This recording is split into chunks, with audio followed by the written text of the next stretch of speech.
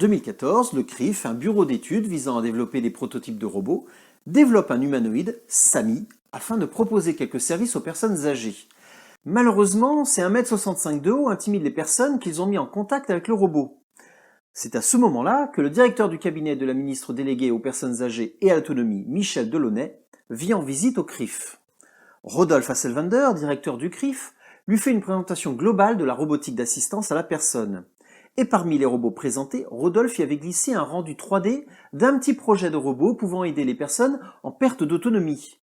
Conquis, le directeur de cabinet en fait part à la ministre qui lance au CRIF le défi de présenter un prototype du robot sous 3 semaines.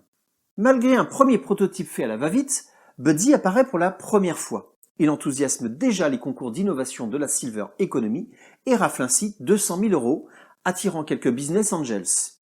C'est ainsi que Rodolphe lance la start-up Bluefog Robotics afin de mettre au point le robot compagnon Buddy. Buddy se présente comme un petit robot de 45 cm de haut, pouvant tourner une bonne partie de la journée avec une seule charge de batterie.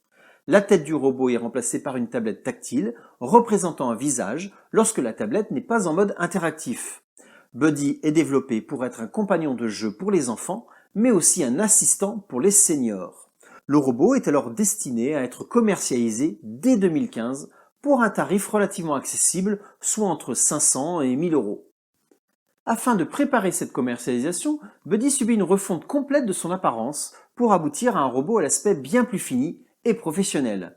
Mais cela n'enlève rien à son aspect mignon, bien au contraire. Ses grands yeux globuleux et son sourire enjôleur sont directement inspirés des mangas et font craquer les enfants, mais aussi les adultes.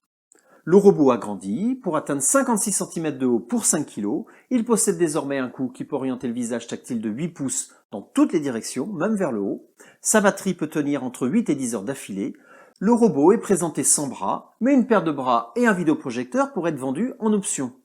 Des prototypes équipés d'applications pour les enfants sont testés dans les écoles afin de voir comment les enfants se comportent avec le robot.